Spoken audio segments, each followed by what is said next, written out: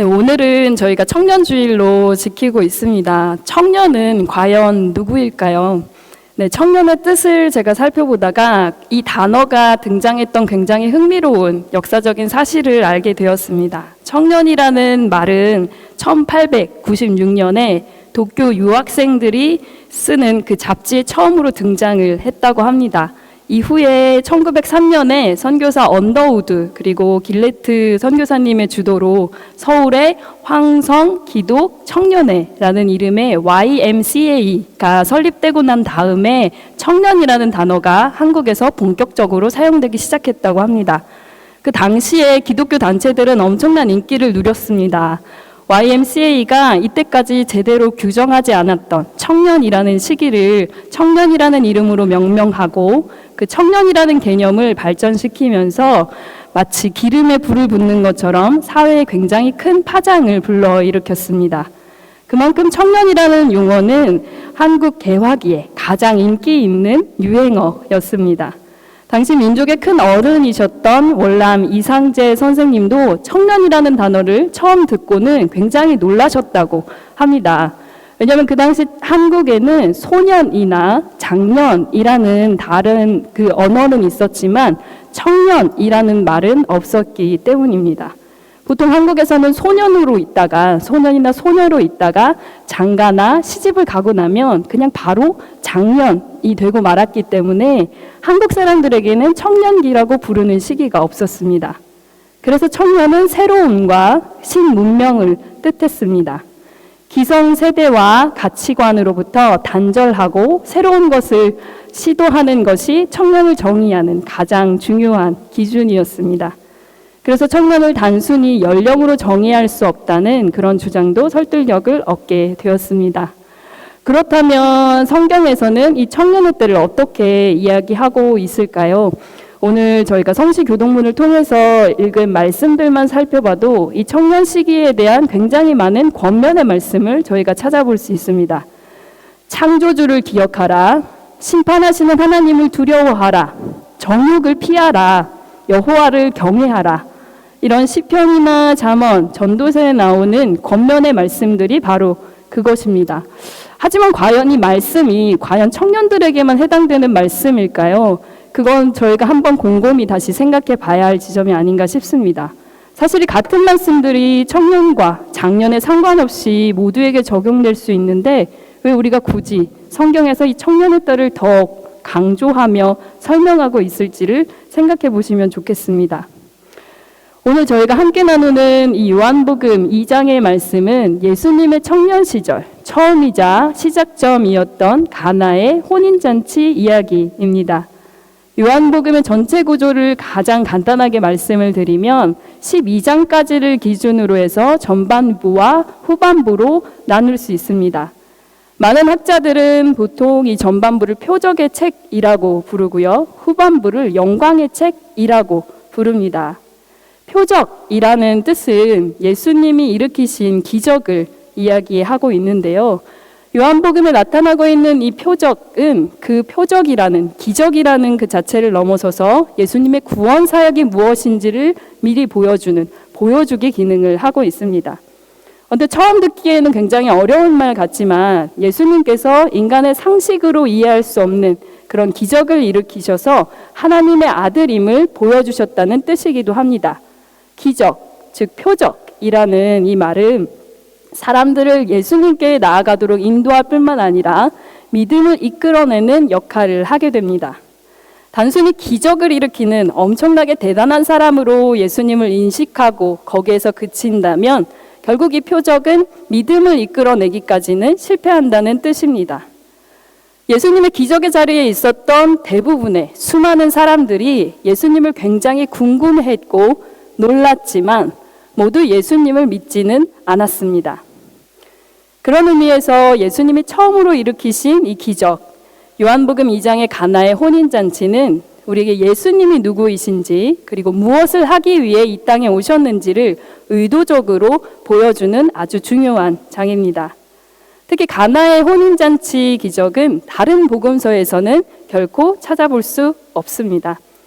요한복음에서 예수님이 행하신 표적은 총 7가지로 나오는데요. 앞에서 말씀드린 것처럼 표적의 장이라고 불리는 12장까지 전반부에 기록되어 있습니다. 이 표적의 장에는 보통 유대교의 절기와 제도들에 관한 이야기들이 등장하고 있습니다. 가나의 혼인잔치, 예루살렘 성전, 그리고 랍비, 사마리아 우물, 안식일, 유월절, 초막절, 수전절이 바로 그것입니다. 예수님이 첫 번째 기적을 행하셨던 가나는 나사렛에서 북쪽으로 13km 정도 떨어져 있는 갈릴리 지역의 한 작은 마을이었습니다. 요한은 요한복음 2장 1절에서 가나의 혼인잔치가 벌어진 날을 사흘째 되던 날이라고 표현합니다. 사흘째 되던 날, 어디로부터 시작된 사흘째 되던 날이라는 표현은 없습니다. 이 표현은 부활하신 예수님에 대한 암시라고 많은 학자들이 이야기를 하고 있는데요.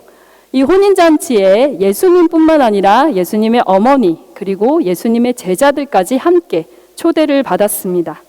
혼인잔치는 보통 7일 정도 계속되었고 주인은 가능한 한 많은 사람들을 이 잔치에 초대했습니다. 특히 유명한 선생님이나 저명한 그 사회 인사들을 초청하는 일은 그 주인에게 무척이나 영광스러운 일이었을 것입니다. 제가 독일어를 배울 때요, 결혼이라는 단어를 배울 때가 생각이 납니다. 결혼이라는 독일어 단어가 뭐죠? 네. 혹자이트라고 하더라고요. 네, 그 독일어 단어를 설명해 주시던 선생님이 그 일생에서 가장 중요한 시간, 가장 높아지는 시간이라는 뜻을 담고 있다라고 이야기를 해주셔서 굉장히 흥미롭게 들었던 기억이 납니다. 전 세계 문화권에서 그만큼 결혼이라는 단어는, 결혼이라는 그 행사는 가장 중요한 잔치 중에 하나입니다. 유대인들에게도 이 결혼은 굉장히 중요한 특별한 잔치 자리 중에 하나였습니다. 결혼이 정해지면 그 소식이 미리 온 마을에 알려졌고 마을 전체가 이 잔치를 준비하기 시작했습니다. 그래서 유대인들이 자신들이 기다리고 있던 메시아가 왔다고, 온다고 생각했을 때 가장 자연스럽게 떠올렸던 장면이 결혼식이었습니다. 결혼식이 결정이 되면 가족들은 일주일씩 그 잔치가 이어질 수 있도록 온 마을 사람들과 함께 준비를 했습니다. 마태복음 25장에 등장하고 있는 지혜로운 슬기로운 처녀 5과 미련한 처녀 5에 관한 그 비유에서도 이 모습을 저희가 찾아볼 수 있는데요. 그 비유에서 보면 늦은 밤에 신랑이 친구들에게 찾아와 친구들과 함께 그 신부의 집까지 찾아가서 신부와 신부의 친구들을 모아서 자신의 집으로 돌아가 결혼 축하 행사를 시작합니다. 이런 결혼 잔치에서 가장 중요한 게 무엇일까요? 네, 사실은 음식입니다.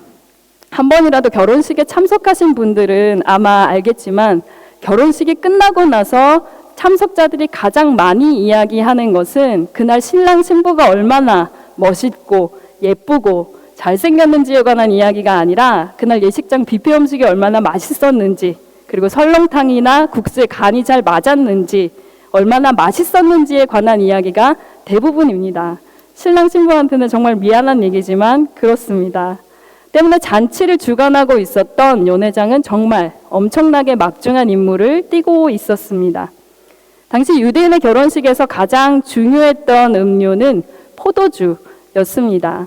그런데 요한복음의 저자는 이 중요한 타이밍에 포도주가 떨어졌다고 기록하며 다급하게 예수님의 어머니를 등장시킵니다. 저희가 말씀을 같이 보겠습니다. 예수님의 어머니가 말씀하신 장면 3절입니다.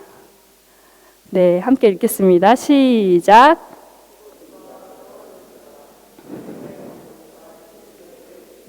저들에게 포도주가 없다 하니, 이것은 단순히 당황스러운 장면이었을 뿐만 아니라 주인에게는 엄청난 불명예를 안길 수도 있는 위기 상황이었습니다.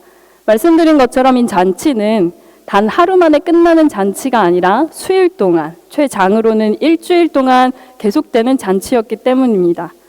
혼인잔치에서 포도주가 떨어졌다는 것은 오랫동안 두고두고 이야기거리가 될 수 있는 사회적인 굉장히 큰 실수였습니다. 주인은 손님들에게 잔치 동안 포도주를 넉넉하게 공급해야 할 책임이 있었습니다. 보통 여인들의 숙소는 포도주가 저장되어 있던 곳 근처에 있었습니다. 덕분에 마리아는 예수님이나 다른 남자 손님들이 알아차리기 전에 포도주가 동이 났다는 사실을 미리 알 수 있었습니다. 마리아의 이 말은 예수님이 뭔가를 해야 한다는 말을 시사하는 것이었습니다. 당시에도 손님들은 축의금을 내서 결혼 비용을 보태기도 했는데요.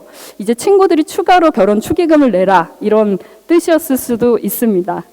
포도주가 떨어졌다는 말은 사실 예수님의 첫 번째 기적을 통해서 지금 메시아가 와 있는, 하지만 알아차리지 못하는 유대교에 대한 신학적인 설명이기도 합니다. 새 포도주와 헌 부대에 대한 예수님의 말씀이 마가복음에 기록되어 있는데요. 마가복음 2장 22절 말씀입니다. 새 포도주를 낡은 가죽 부대에 넣는 자가 없나니 만일 그렇게 하면 새 포도주가 부대를 터뜨려 포도주와 부대를 버리게 되리라. 오직 새 포도주는 새 부대에 넣느니라. 예수님은 이 가나의 혼인잔치를 통해서 유대교의 종교 형식들이 이제는 낡은 부대임을 보여주려고 하십니다. 그리고 십자가 죽음을 통해서 포도주보다 훨씬 더 귀한 것을 주실 것이기 때문입니다. 하지만 예수님이 어머니에게 대답하시는 그 다음 장면은 굉장히 낯설고도 냉담한 모습으로 보입니다. 요한복음 2장 4절입니다. 함께 읽겠습니다. 시작. 이르시되 여자여 나와 무슨 상관이 있나이까 내 때가 아직 이르지 아니하였나이다. 네, 이때 예수님은 어머니라고 부르는 대신에 비일상적인 호칭으로 여자라고 부르면서 여자여 나와 무슨 상관이 있나이까? 라고 답하셨습니다. 예수님의 이 답변은 예의 바르긴 하지만 거리감을 둔 것이었습니다. 지난주 저희 어버이 주일에 김인기 목사님 설교해 주셨던 것처럼 예수님의 사역 첫 장면과 마지막 장면에서 등장하는 이 여자여라는 표현은 하나님의 말씀이 성취되는 굉장히 깊은 뜻이 담겨 있는 말이었습니다. 요한복음에서 예수님이 말씀하시는 이 때는 특별히 십자가의 시기를, 십자가를 가리킵니다. 여기서 예수님은 일단 내가 지금 기적을 행하기 시작하면 나는 십자가로 가는 길을 멈출 수가 없습니다. 라는 그 의미를 담고 이 이야기를 하셨습니다. 시작하면 멈출 수가 없다는 뜻이었습니다. 어머니의 부탁을 조금은 냉정하게 거절하는 것처럼 보였던 이 예수님. 하지만 어머니 마리아는 예수님이 곧 행동하실 것이라고 생각했습니다. 하인들에게 이어서 부탁합니다. 5절입니다. 함께 읽겠습니다. 시작. 어머니가 하인들에게 이르되 너희에게 무슨 말씀을 하시든지 그대로 하라 하니라. 성경은 그대로 공간을 따라 시선을 옮깁니다. 6절입니다. 시작. 거기에 유대인의 정결 예식을 따라 두세 통 드는 돌 항아리 6이 놓였는지라. 네, 돌로 만들어진 이 항아리는 유대교 정결 예식에 따라 손을 씻도록 준비된 것이었습니다. 진흙으로 만들어진 항아리들은 보통 오염이 될 수 있기 때문에 부서질 수 있지만 돌 항아리는 랍비들의 예법에 따르면 오염될 수 없는 그런 물질이었습니다. 돌 항아리가 하나도 아니고 둘도 아니고 6개나 놓여 있었다는 것은 이 결혼잔치가 정말 엄청나게 큰 잔치였다는 사실을 보여집니다. 하지만 정결 예식에 쓰이기 위해서 그런 목적으로 놓여져 있는 돌 항아리를 다른 목적으로 사용하게 되면 사실 그 항아리는 정결 예식에 다시는 사용할 수 없을 만큼 부정한 것이 됩니다. 하지만 예수님은 그 당시의 유대교인 의식보다는 혼인잔치에 더 큰 관심을 보이셨습니다. 이어서 예수님이 하인들에게 2가지를 명하십니다. 7절부터 8절까지입니다. 시작. 항아리에 물을 채우라 하신즉 아기까지 채우니 이제는 더서 연회장에게 갖다 주라 하시매 갖다 주었더니 아멘. 네, 하인들은 그 물을 떠서 연회장에게 갖다 주라는 지시를 받습니다. 연회장은 모든 사람들이 부러워하는 굉장히 명예로운 자리였던 반면에 하인들의 자리는 그 누구도 신경 쓰지 않는 잔치의 뒷자리였습니다. 연회장의 중요한 임무 중에 하나는 잔치를 망칠 수도 있는 과음을 방지하기 위해서 포도주의 분배를 조정하는 일이었습니다.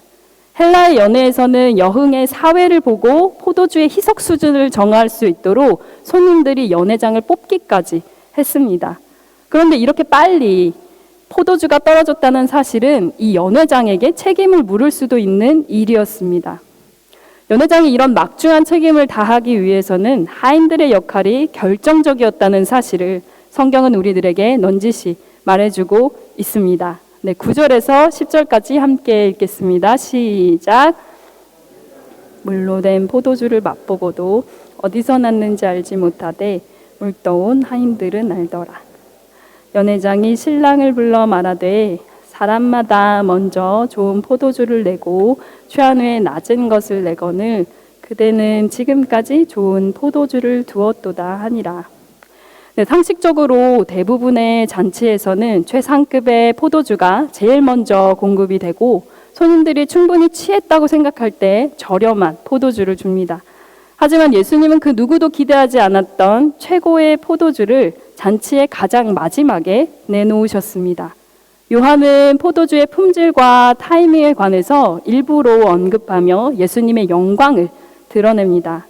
당시에는 냉장고도 밀봉 기술도 없었던 시기였기 때문에 포도를 수확하고 난 다음에 대부분의 포도주에 약간의 알코올을 섞었습니다. 하지만 유대인들은 그런 중류법을 써서 포도주 알코올 도수를 일부러 증가시키지는 않았습니다. 오히려 포도주에 포도주 1에 물 2대 3 정도의 비율로 희석해서 사용했습니다. 손님들이 술에 취하지는 않았겠지만 7일간의 잔치가 계속됐기 때문에 손님들의 감각은 분명히 둔해졌을 것입니다. 하지만 연회 끝 무렵에 가장 좋은 포도주를 맛보자 연회장은 놀랐습니다. 우리가 예수님을 통해서 받을 수 있는 것, 그것은 가장 좋은 것입니다. 연회장과 하인의 이런 역전된 상황은 요한이 흥미롭게 대조하며 보여주고 있습니다. 연회장은 최고급의 포도주를 맛보았지만 그것이 어디에서 났는지는 알지 못했습니다. 하지만 그 물을 채웠던 하인들은 분명히 알았습니다. 선물의 출처는 그 선물을 준비한 사람만, 믿음으로 행했던 사람만 알 수 있는 것이기 때문입니다. 하나님은 표적을 행하심으로써 늘 자신의 영광을 나타내셨습니다. 하나님이 하나님임을 보여주셨던, 드러내었던 그 출애굽의 10가지 기적을 떠올려 보면 모세가 가장 처음으로 행했던 기적은 바로 물을 피로 바꾸는 것이었습니다. 신약에서 예수님이 가장 처음으로 행하신 이 첫 번째 기적은 바로 물을 포도주로 바꾸는 것이었습니다. 출애굽기 33장과 34장에서 하나님의 영광을 보여달라고 모세가 이야기합니다. 그때 하나님은 인자와 진실이 많은 하나님의 성품을 보여주셨습니다. 모세처럼 제자들은 지금 예수님을 통해 하나님의 영광을 보게 됩니다. 복음서가 계속해서 전개되면서 예수님의 영광은 그분의 표적들로 나타났고 특히 예수님의 궁극적인 사랑의 성품의 완성인 십자가에서 완성이 되었습니다. 유대인들은 하나님의 영광을 화려한 불꽃놀이처럼 그런 멋진 장면으로 보기를 기대했지만 예수님은 하나님이 모세에게 강조하며 보여주셨던 것처럼 은혜와 진리가 충만한 하나님의 성품을 보여주시며 그 영광을 드러내셨습니다. 부족한 포도주와 유대인의 정결용 돌 항아리에 가득히 채워진 충만함이 아주 대조적으로 그려지는 이유가 여기에 있습니다. 이 표적을 통해서 우리는 하나님 나라와 하나님의 영광이 어떤 것인지를 바라볼 수 있는 밑그림을 그리게 됩니다. 한국어 순 우리말 표현 중에 솟긋이라는 표현이 있습니다. 글씨나 그림을 그릴 때 처음 배우는 아이들에게 연습을 시키기 위해서 아주 가늘고 희미하게 그려주는 선이나 획을 말하는데요. 덮어서 쓰거나 그릴 수 있도록 본을 뜰 수 있도록 아주 희미하게 그리는 것을 솟긋이라고 합니다. 어릴 때 우리가 처음 단어를 배울 때 아니면 알파벳을 배우기 시작할 때 엄마나 아빠가 굉장히 희미하게 그려준 글자를 이렇게 따라 썼던 기억이 나실 겁니다. 처음에는 분명히 따라 쓰다가 어느 정도 시간이 지나고 훈련이 되면 우리는 자신만의 글씨체를 가지고 글씨를 쓸 수 있게 됩니다. 그래서 첫 획은, 그 속끝은 정말로 중요합니다. 그 첫 획을 긋고 난 다음에 다음 획을 가지고 오기 때문입니다. 하나님 나라의 청년으로 살기 위해서는 우리보다 먼저 그 속끝을 그리신 예수님의 자리를 따라가야 합니다. 처음 익힌 글씨체는 쉽게 고칠 수 없습니다. 하지만 반듯하게 따라 그리지 못했다고 해도 그 다음에 이미 그려져 있는 우리보다 먼저 속끝을 그리신 그 예수님의 자리를 따라서 그으면 됩니다. 마가복음 8장에서 바리새인들은 예수님을 시험하기 위해 하늘로부터 오는 표적을 구했습니다. 예수님은 마음속으로 깊이 탄식하시며 이 세대에는 표적을 주지 않겠다고 말씀하셨습니다. 사랑을 표시하는 징표는 있을 수 있습니다. 사랑의 징표로 우리가 값비싼 선물을 줄 수는 있지만 그렇다고 해서 그것이 사랑을 증명하는 것은 아닙니다. 누군가가 나를 사랑한다는 사실을 경험할 수 있는 유일한 방법은 내가 나 자신을 그 사람에게 신뢰하며 내어 맡기는 것뿐입니다. 다시 말하면 스스로를 사랑의 현실 안으로 끌어당겨 넣어야 한다는 뜻입니다. 믿음 역시도 마찬가지입니다. 믿음의 징표는 있지만 증명을 할 수는 없습니다.